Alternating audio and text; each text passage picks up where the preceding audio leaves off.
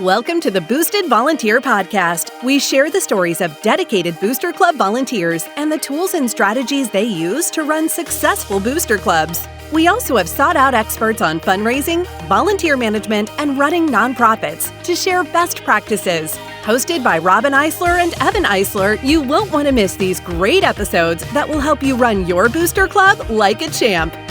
Hi, Boosters. I'm Robin Eyesore. I'm the founder of Booster Hub and your host for the Boosted Volunteer.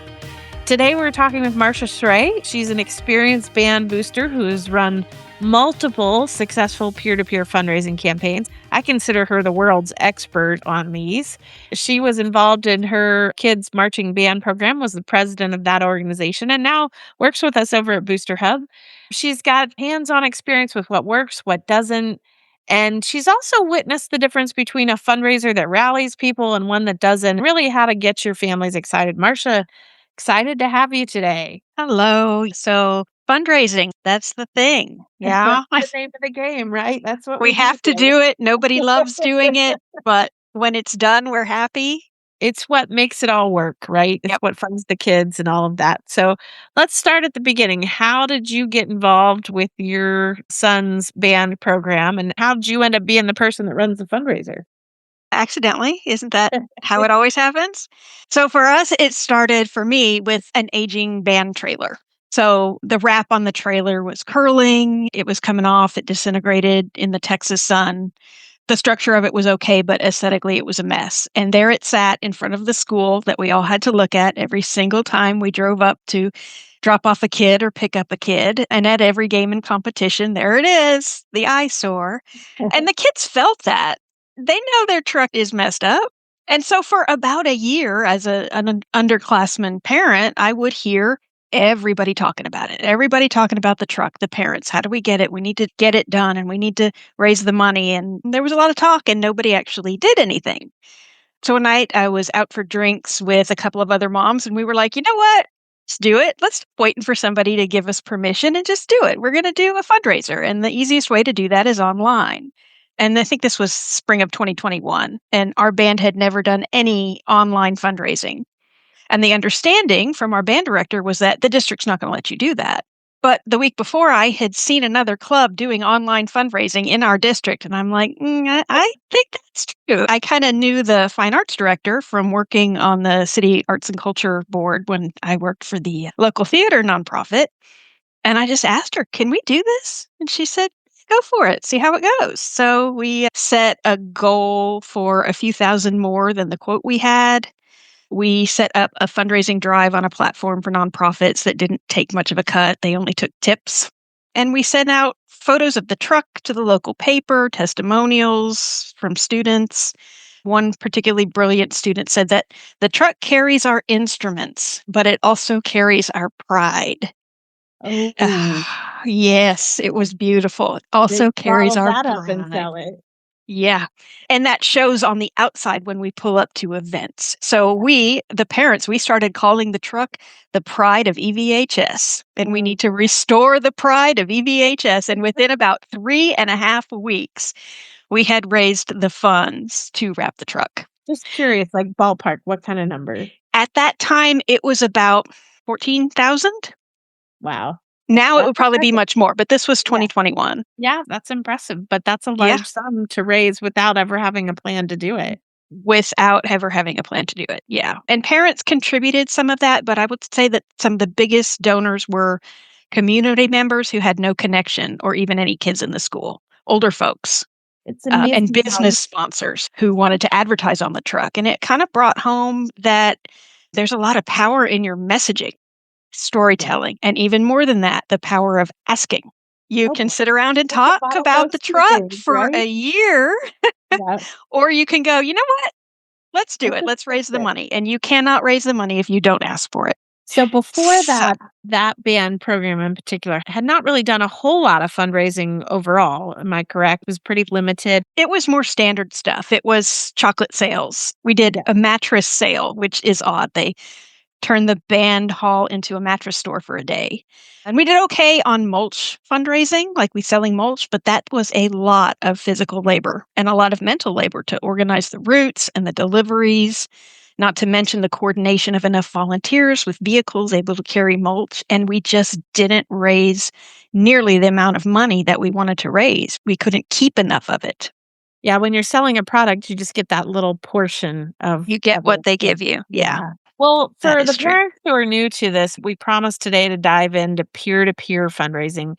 What is that? What does it look like? And what's the difference between that and just setting up a donation page? So the peer-to-peer fundraising, you use a goal and a time limit, and that pushes the urgency. So you should absolutely have a plain donate button on your website year-round all the time, no question. But peer-to-peer fundraising is like the old school telethons. It's an ask-a-thon. Tell your story, ask the people for support, and here is the time frame in which we're doing this. It is also not just a one and done. You ask people and then you ask them again and you continue asking until they respond to you or the fundraiser is over. And a lot of it's about exponentially growing your community quickly by getting the students and the families to invite their friends Yes. and families to participate. Yes. Identify the people that you know that might be interested in supporting you and the activities that you do. So Absolutely. you quickly go from having 100 donors to 3,000 or 4,000 Exactly. or Exactly. 5,000. Yeah. And you're constantly seeking those out during this rally. You're not just posting it and trying to get everybody to just go to the Facebook page. You are sending it directly to the people that you want to see it.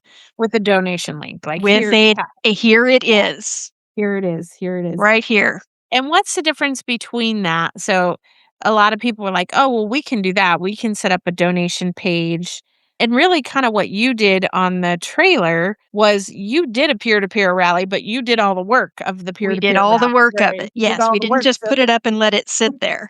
yeah, Yeah, you went out and promoted it, which I think is the difference between kind of the static, what I call a static peer-to-peer page, and then a fundraising engine, like some of the, like Booster Bucks, the program that we have, that's going to go out and do that rallying, that texting, that emailing for you. and using a good platform that does a lot of the work for you, it unites your story and your community with your participants' story and their community, right? Cohesive, right? Yes. So you have a main page for the group, and it's important to communicate your goal and your purpose. But further, each participant has the chance to add their own story and their own why into the mix. And they have their own page and often an individual goal. And And asking once is great, but it often takes a lot more than one ask to get people to take action. Yeah, we typically say it's about 7 times. And I know in Booster Bucks, we look at when people donate. There's the first day donors, and you have a big group of those,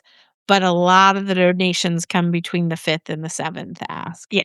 Okay. Yeah. I'll get to it. I'm going to do it now. I'm going to do it Okay. right now. Yeah. Yes. Platform that you choose can take that work of emailing and texting and following up with each participant, which with those contacts, it can take it off of the plate of the club and the participants. They can concentrate on creating the story and then getting back to the activity that matters most, which is the band or the sports or the team they're on. Right. You talk about one of the things that I saw you do really well in action was when you started your peer-to-peer fundraising, your rally, you had all of your band kids prepare their participant list and bring it in and have it all ready to go. Tell me about that process.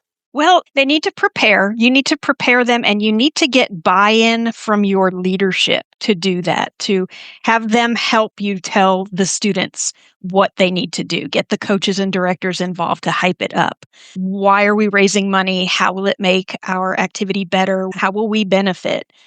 And then it helps if you can get the leadership, those teachers, coaches, directors, to assign the students to create their list. Communicate with the parents, let them know this is happening, ask them to help their student compile contacts before the kickoff of the fundraiser. So if you do this well, you can put all those students in a room for half an hour, get all that information loaded, click the start button. I mean, we've seen programs raise $15,000 in an hour. If they come prepared to do so. Yeah. If they walk into the room and go, what are we doing? What are we doing here? It's not impossible. You can still do the fundraiser and it can still do okay, but you're missing out on the excitement and the urgency and the momentum that you get if they're already hyped up. Here's what we're going to do. They show up with their list to the kickoff. And then they start seeing the donations. Oh, grandma And just then they donated. see the donations coming in. So having them prepared to do it. And I've even seen some coaches or teachers make bringing in the list like an assignment, like a daily assignment. You're going to get graded on completion of turning in a list. I know that there's a magic number that I see a lot of 20. Get 20 participants. Personally, I've never myself managed to get more than, say, 15 really good contacts. So in our fundraising, I tend not to focus too hard on the number. Ask for 20. 20 is the magic number, but understand that 10 really good solid contacts is worth a lot. 10 really good ones is worth a lot. But let me tell you, we do have a couple of programs that do 20. And you know what they do is they go out and get previous year's sponsors and alumni. And they assign them. So each kid gets they have to bring in their own 10, but then they get 10 of those assigned to them, and they come in with solid 20. And I will tell you that program outperforms every other program in our whole system every year. So they've got some of their really good ones, and you've got some of your own. Yeah. And if you can assign some of those to kids who maybe don't have very many contacts, help them see it. How about if we create some competition, like between different groups? How does that impact? Oh, yeah. Well, we do a team for each director. And they split them up. They try to split them up evenly. And then we do incentives based on team. The team that raises the most tonight at kickoff gets to have a donut party or duct tape their director to the wall or whatever you can get the teachers or directors to agree to. And then there will be at the end, say the one at the very end of it that wins will get, an ice cream party or something. So we usually do incentives on the night of the kickoff and then continuing through the duration of the rally. So the whole point of these fundraisers is to be online, but that 1 hour kickoff or maybe 2 hours, depending on the program, tell me about the importance of that and what that event looks like. Well, generally, we start with a period of time, half hour, 40 minutes tops, with a countdown to going live. And during that, we're helping the kids get set up, making sure they're signed in. I'll have a laptop there and make sure everybody's got their profiles and they know where to enter things. Like I'll project the pictures up onto the screen. Here's where it is. Make sure you're adding them here. And then we talk about the goals and the incentives, and we count down to starting that fundraiser. And then we project the live page once it starts so they can see the money start coming in real time. And we'll be calling out names of those who've added contacts and gotten donations and giving little prizes for those kids. Kind of the more exciting it is in that moment, refreshing that page, watching the donations, throwing out candy bars to the kids that add contacts. It's fun. They have fun. And it's not like a quiet process. The louder and more excited you can get, the better. You know what I find? I love that. And I love that, okay, first kid to 20 contacts gets a piece of candy, and then everybody after that who gets in 20 gets a candy. But what's really powerful is when those first donations come in and the kids see it from their people. They're like, oh my gosh, that's my Aunt Susan actually did donate something. That's really cool. And oh yeah, absolutely. And that's when I think they believe in the power of fundraising. They start to believe in the ask. Like, oh my gosh, if all I had to do was ask, I didn't know these people would actually support me. Yeah. And we tend to have a mix of incentives for dollar amount goals, who raised the most or who's got the most tonight, but then also what we call hustle awards. Some kids are not going to get nearly the dollar amount that other kids, but if they get the contacts, if they get the number of donations, not necessarily the amount, we try to reward that as well. Make sure that, make sure they get that recognition. There's always some kid that comes in and has the parent that drops $500. It's really a sponsorship, but they've done it. They've done it tonight, and they're going to win the embroidered backpack. Everybody knows it. Yeah. But we're also going to reward the kid that really found 20 contacts, real ones, and put them in. I also see them putting in each other as contacts occasionally. Bill Gates is a big one. I think we actually did have somebody that had Michael Dell's email address, and that got sent out. I don't think we've ever gotten any donations, but I'm like, you know what? Go for it. He is right down the road here in Austin. He is. He's not too far from us. And it's plausible that really was his email. Right. So do you do any seed donations? You have a couple planned ahead of time just in case? Oh, yeah, absolutely. Absolutely. And my own kid has this down. As soon as I kick off a rally, my phone goes off and it's my kid calling me to ask for a donation. And the first time that happened, I was surprised, Okay, what? I didn't tell them to do that, but I can't say that it's wrong. I mean, letting important friends and family know that this is happening Yeah. and when it's happening and when they should be That's expecting it, that will help that initial push. So talk about that. So a lot of these programs, you enter an email and a phone number. It's going to send an email or a text message, but there's another layer that you can do as your program. And so tell me about that personal contact. So yeah, part of at the kickoff is that we encourage them to go a little further than just the automated texts and emails that go out with the platform that we use with the program. Who on your list wants to hear your voice? Everyone. Yeah. So call those top 5 people right now from your phone. Call them. Call your grandma. She wants to hear your voice. Tell her this is happening. You're sending the link. Could she please make a donation? We're trying to win a prize tonight. Also, personal texts. Perhaps your uncle is not going to answer the phone if you call because he never answers the phone if anybody calls ever. But a personal text message rather than an automated one will get through to alert them that this is happening. It's important. Pay attention and it's real. So that definitely personal touch will go a long way, especially at kickoff, especially Yeah, that person. I've noticed that a lot. It helps give everybody a little warm and fuzzy to donate, to know that it's a real link. And we do get a lot of spam, but particularly the SMS, I think, go through well. And a lot of people are receptive to that. Is there It's getting more common, I It think. is. Yeah. They Is don't there any automatically assume it's a scam. Yeah, They've exactly. seen these before and they know your kid runs track. So Is there anything you tell them not to do? I don't want them to forget past members. Like you mentioned, having those alumni, make sure that they are in there and remembered.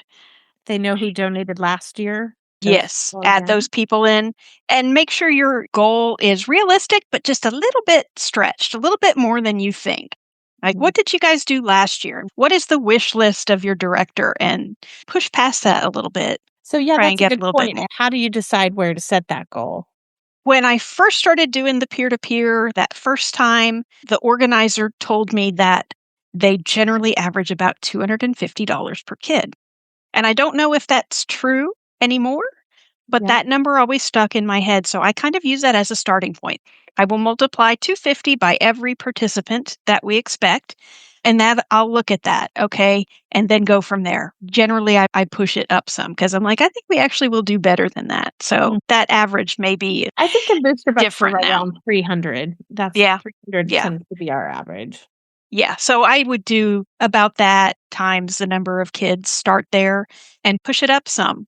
You want it to be attainable, but also aspirational. And I think a lot of the programs will keep pushing it. So like you won't ever actually reach your goal because As you get close, they'll push it up just a little bit. If a donor comes in and sees that you've reached your goal, they may hesitate to donate. So we always move it just a little bit beyond to make A little it like beyond they're that. almost Yeah. there. Yeah. And I usually incentivize that goal for each student. Like every student that reaches $250 or $300, whatever that number is, gets this prize that you can only get from this particular fundraiser. With the band, we did real nice Port Authority bucket hats with embroidered logo on that. And we don't sell those. The only way you can get one is this fundraiser, making your goal on this particular fundraiser. And when they get to summer band and they see the other kids, they're like, where'd you get that? How'd you get that? And we're like, well, we're going to start our fundraiser next week. And here's how you do it. I love it. You always have such great ideas. That's a great one. That's a great one. What about follow-up afterwards? How do you close out these fundraisers? Do you have a process? Do you send out thank you letters? Do you do an award ceremony for the students? What does that look like? We generally will do an ending party, like a reveal party. Sometimes with the bands, the kids will do like a sneak preview of some of the music from the marching show we're going to do. We invite the community. We invite anybody who has donated, invite, of course, the families. And then we show off the band a little bit. And then if you can get the big check, that's great. Bring that out. If not, announce the dollar amount. And I think that tends to get people excited as well when they hear how much you have raised. And I will often keep it code that it's like still open, right? I will often keep it open like a day longer after that, just so that at that event you can say, you know what, and I think it's still open for another 24 hours if you want to help us reach just that little bit more. You can still do that. And then usually if they've made the goal, there's like a picnic or some kind of a party, or we send the Kona ice truck. When all of the prizes come in, we'll have the Kona ice truck and pass out the hats or whatever the prize is. So we definitely celebrate the result. That's so important because I think sometimes you go into fundraising and you raise all this money and then you don't even close it out. People don't know how much you raised. You don't talk about what you're going to do with it, and it gets missed. And that really may not impact your fundraising this year, but what it really impacts is your next one. Like people see, okay, it's tangible. The benefits are tangible. This is what we did with it. There was an awesome result. We remember that feeling at the end. Let's do it again. And really communicating what is going to happen now. So we raise this money, so now we can afford to get X for our group. Yeah. We're going to use it on this. Or after the fact, we were able to provide all of these things this year because of that fundraiser. And if they can kind of see the fruits of their labor. And in marching band, it's easy because it's generally on the field.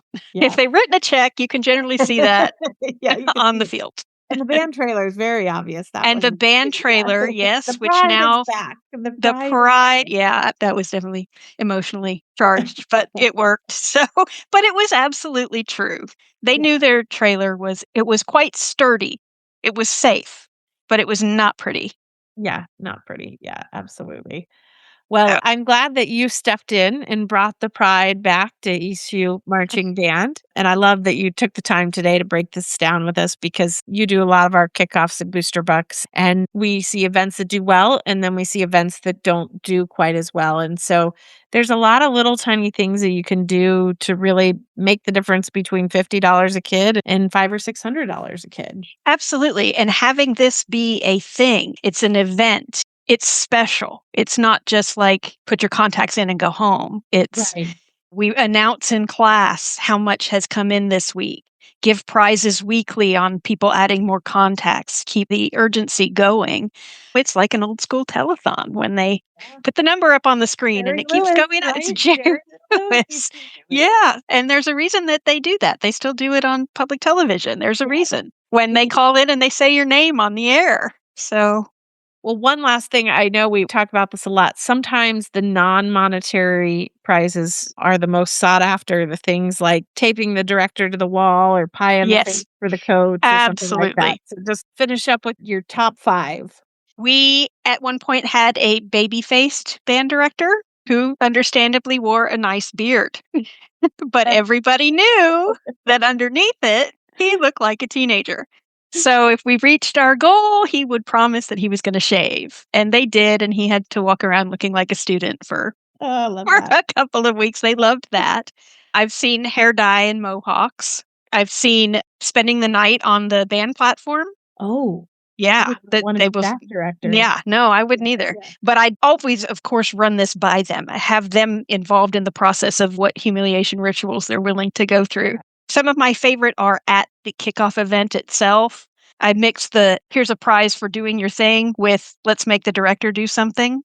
Right. And it's like, if we get to $1,000, the director is going to eat crickets. Like I will actually buy those edible, like ranch flavored crickets online. And I have one director that will absolutely do it. So everybody stands around and watches him. And the other director won't do the crickets, but he'll do the jelly beans. Like you don't know if it's banana or earwax. We'll make them eat like 6 of them.